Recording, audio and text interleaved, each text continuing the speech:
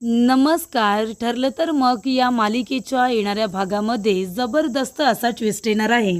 तर इथे प्रियाने अर्जुन साईला वेगळं केलेलं असतं, कारण तिला अर्जुनबरोबर लग्न करून सुभेदारांच्या घरी सून म्हणून जायचं असतं. पण इथे आता अर्जुन प्रियाला सडेतोड उत्तर देतो आणि म्हणतो की तुला सुभेदारांच्या घरामध्ये मी कधीही येऊ देणार नाही. जर सायली या घरामध्ये परत आली नाही ना, तर तू सुद्धा आमच्या घरामध्ये पाऊल ठेवायचं नाही, असं आता अर्जुनने प्रियाला उत्तर दिलेलं असतं. तो म्हणतो, हे जे काही घडलंय ना, माझ्या घराची आज ही परिस्थिती आहे फक्त तुझ्यामुळे. कारण तू माझ्या कपाटातून त्या कॉन्ट्रॅक्ट मॅरेजचे पेपर काढलेस आणि मग मला दाखवलेस. तुला काय वाटलं माझं लक्ष नाही आहे का?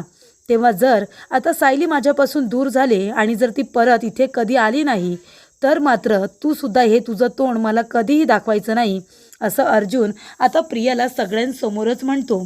तेव्हा इकडे प्रियाला खूप जास्त राग येतो. प्रिया म्हणते की चल आता अर्जुनचा सुद्धा काटा काढायलाच पाहिजे, त्याशिवाय सुभेदारांच्या घरामध्ये मला काही एंट्री मिळणार नाही आहे. जर अर्जुनचा अपघात केला तर मात्र त्याची काळजी घ्यायला कुणीतरी जवळ हवं आहे ना, तेव्हा मला तिथे जाता येईल. तेव्हा इथे प्रियाने आता एका टेम्पोवाल्याला हाताशी घेतलेलं असतं आणि त्याला पैसे देऊ केलेले असतात. तर इथे अर्जुनचा अपघात घडवण्यासाठी आता प्रियाने प्लॅनिंग केलेलं असतं. पण इथे आता प्रियाचा डाव हा फसलेला असतो, कारण अर्जुनच्या अंगावरती जेव्हा टेम्पो येत असतो तेव्हा सायली तिथे धावत पळत येते आणि अर्जुनला बाजूला करते. आणि त्यामुळे अर्जुनचा जीव वाचवता वाचवता इथे आता त्याचं संकट हे सायलीने स्वतःवरती ओढून घेतलेलं असतं. तर इथे अर्जुनचा जीव वाचवण्यासाठी सायलीने स्वतःच्या जीवाची बाजी लावलेली असते. आणि त्यामुळे इथे आता दोन चांगल्या गोष्टी घडलेल्या असतात. त्या म्हणजे इथे सायलीने अर्जुनचा जीव तर वाचवलेला असतो, पण त्याचबरोबर आता सायलीचं प्रेम हे अर्जुनवरचं सिद्ध झालेलं असतं की इथे सायलीचं अर्जुनवरती किती प्रेम आहे ते तिने आता अर्जुनचा जीव वाचवून दाखवलेलं असतं. त्यामुळे इथे आता सुभेदार घरातील सगळ्यांनीच सायलीला माफ केलेलं असतं. तर इथे प्रियाचा प्लॅन पुन्हा एकदा फ्लॉप करत अर्जुन सायली आता लवकरच एकत्र येणार असतात. तर इथे प्रिया अर्जुनचा अपघात करण्याचा निर्णय कशासाठी घेते आणि सायली अर्जुनचा जीव कशा पद्धतीने वाचवते, आजच्या भागामध्ये सविस्तरपणे आपण बघूया. तर इथे प्रिया आता सारखी सारखी सुभेदारांच्या घरी येत असते सगळ्यांचं सांत्वन करायला. सगळ्यांचं दुःख कमी करण्यासाठी प्रिया मुद्दामून आपली जागा सुभेदारांच्या घरामध्ये निर्माण करण्यासाठी तिथे येत असते, कारण तिला अर्जुनबरोबर आता लग्न करायचं आहे. सायली अर्जुनला एकमेकांपासून वेगळं करून आता सुभेदारांच्या घरामध्ये प्रियाला आपलं स्थान निर्माण करायचं आहे. आणि त्यामुळेच ती इथे सगळ्यांची काळजी घेण्याचं नाटक करते आणि सगळ्यांच्या नजरेमध्ये आता सायलीला पाडण्याचं काम करते. ते अर्जुनच्या लक्षात येतं आणि तो म्हणतो की तन्वी, तू या घरामध्ये कशासाठी येतेस? तुझ्यामुळे आज सायली या घरामध्ये नाही आहे, कारण तू कॉन्ट्रॅक्ट मॅरेजचे पेपर माझ्या कपाटातून काढलेस आणि ते मला दाखवलेस. आज माझ्यावरती आणि माझ्या कुटुंबावरती ही जी परिस्थिती उद्भवली आहे ना, ती तुझ्यामुळे आणि अस्मिताईमुळे. तुमच्या दोघींचीच कृपा आहे ही, की मी आणि सायली आम्ही दोघेजणं एकमेकांपासून वेगळे आहोत. आणि जर सायली या घरामध्ये आली नाही ना, तुझ्यामुळे जर मी तिच्यापासून दुरावलो किंवा ती माझ्यापासून दुरावली, तर मात्र तू तुझं तोंड पुन्हा कधीच मला दाखवायचं नाही. आमच्या सुभेदारांच्या घरामध्ये तू कधीच यायचं नाही. आणि जर असं झालं तर मी या घरामध्ये राहणार नाही. जर तुला या माणसांनी घरामध्ये एंट्री दिली तर मी आत्ताच सगळ्यांच्या समोर सांगतोय, आणि मी नुसतं बोलत नाही आहे, तर मी करून दाखवेन. तू या घरामध्ये पाऊल ठेवायचं नाही, कारण मला तुझं तोंडसुद्धा बघायची इच्छा नाही आहे, असं अर्जुनने आता सगळ्यांसमोर प्रियाला सांगितलेलं असतं. त्यामुळे इथे प्रियाला कळतं की जरी मी सायलीला अर्जुनपासून वेगळं केले तरीसुद्धा अर्जुन कधीच माझ्यावरती प्रेम करणार नाही, माझ्याबरोबर लग्न करणार नाही. मग आता काहीतरी प्लॅन करायला हवा. तेव्हा प्रिया म्हणते की आता जर आपलं प्रेम आपल्याला मिळवायचं असेल तर आपल्या प्रेमाला थोडा तरी त्रास हा झालाच पाहिजे. तेव्हा इथे प्रिया म्हणते की अर्जुनचा जर अपघात झाला तर अर्जुन आता घरामध्ये आराम करेल, तो बेड रेस्ट घेईल. मग त्यासाठी त्याची काळजी घेणारं कुणीतरी हवं आहे ना. सायली तर आता तिथे नाही आहे. तेव्हा अर्जुनची काळजी घेण्यासाठी मी सुभेदारांच्या घरी जाईन आणि मग पूर्णाजी त्याचबरोबर कल्पना मामी यांना मी कन्व्हिन्स करेन की अर्जुनसाठी आता लाईफ पार्टनर म्हणून मी किती महत्त्वाची आहे ते.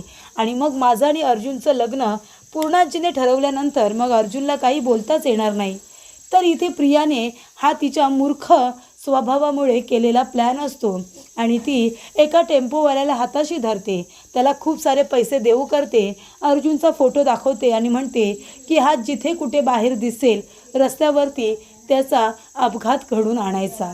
त्याला जास्त मार लागता कामा नये, तो मेला नाही पाहिजे, फक्त त्याला मुक्का मार लागला पाहिजे, खरचटलं पाहिजे, असं प्रिया त्याला सांगते. तर इथे सायली आणि अर्जुन दोघेजण आता एकमेकांबरोबर बोलत नसतात. कारण का, मधुभाऊंनी सायलीकडून प्रॉमिस घेतलेलं असतं की काही झालं तरीसुद्धा अर्जुनजवळ संबंध ठेवायचा नाही, त्याच्याशी बोलायचं नाही, फोनसुद्धा उचलायचा नाही.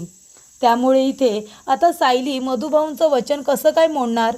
पण इथे आता अर्जुनला कळलेलं असतं की मधुभाऊंनी सायलीकडून वचन घेतलं आहे, म्हणून सायली त्याच्याजवळ बोलत नाही आहे, तिच्याकडून फोन काढून घेतला आहे.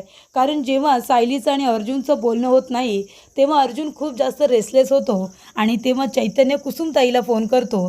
तेव्हा कुसुमने आता चैतन्याला सांगितलेलं असतं की मधुभाऊंनी सायलीला त्यांनी शपथ घातलेली आहे आणि तिच्याकडून फोनसुद्धा काढून घेतलेला आहे. तेव्हा इथे अर्जुनला खूपच जास्त वाईट वाटतं, कारण चैतन्य अर्जुनला सांगतो की सायली वहिनीची काही चूक नाही आहे. तेव्हा इथे आता सायली आणि अर्जुन दोघेजणं आता योगाने मार्केटमध्ये भेटतात.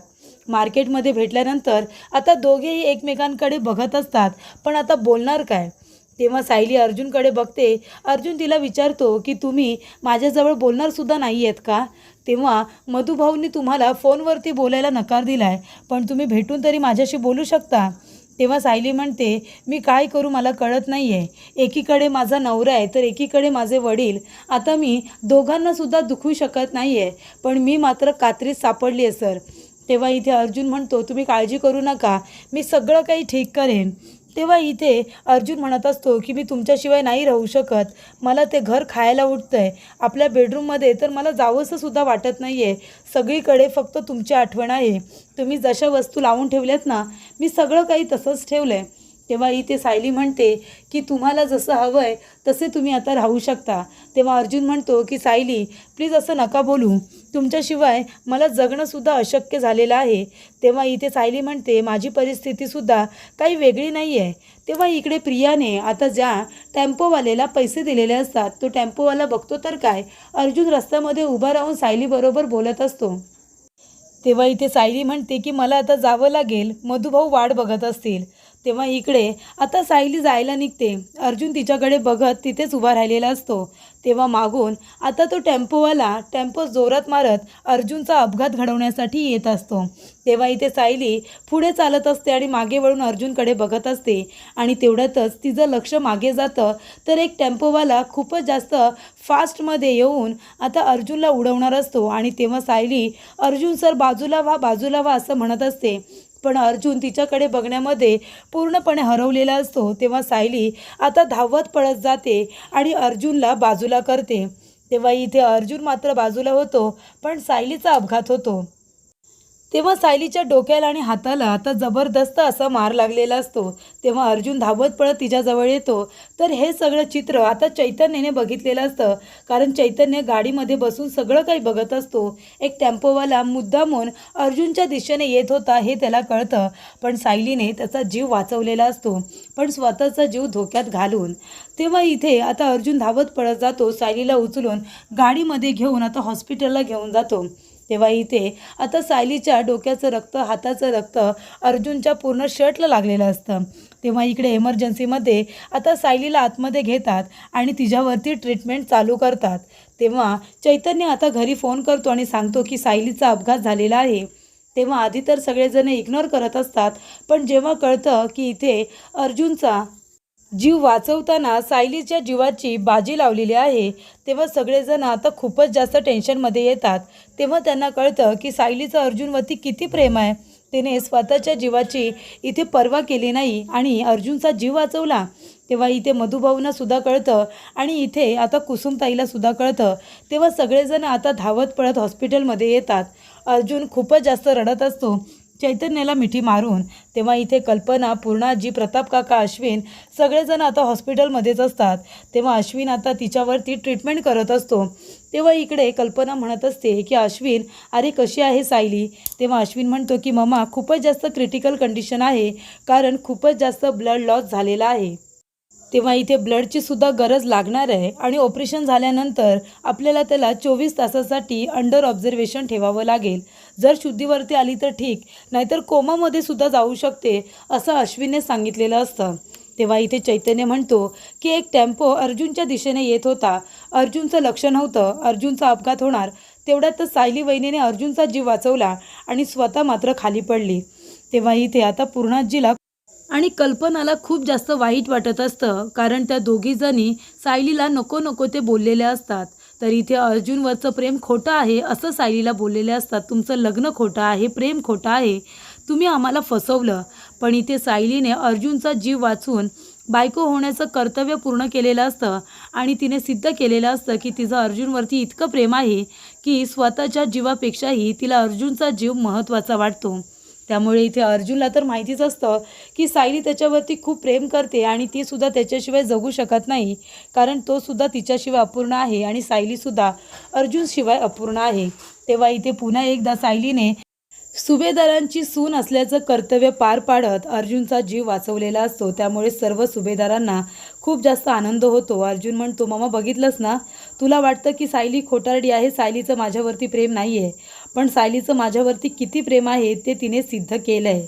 तेव्हा इथे सगळेजण आता प्रार्थना करत असतात की सायली लवकरात लवकर शुद्धीवरती यावी, नाहीतर ती कोमात जाईल. या भीतीने आता सगळेजण देवाजवळ प्रार्थना करत असतात. तेव्हा कल्पना म्हणते की सायली शुद्धीवरती आल्यानंतर, तिला डिस्चार्ज मिळाल्यानंतर तिला पुन्हा एकदा मानाने मी सुभेदारांच्याच घरी घेऊन जाईन.